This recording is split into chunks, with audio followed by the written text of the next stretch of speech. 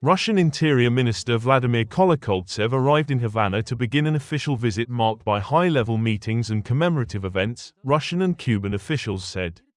Kolokoltsev paid tribute to 32 Cuban combatants killed during a U.S. military action in Venezuela and met with former President Raúl Castro and President Miguel Díaz Canel to discuss bilateral cooperation. Officials described talks as focused on strengthening ties in law enforcement, internal security and broader strategic cooperation.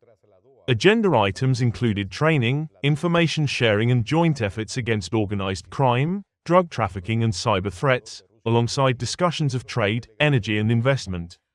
The Russian embassy said Kolokoltsev would take part in commemorative activities linked to Cuba's historical ties with Moscow. The visit is Moscow's first senior trip to the island since a recent escalation of U.S. military actions in the Caribbean and the capture of Venezuelan leader Nicolás Maduro, developments that have intensified geopolitical tensions.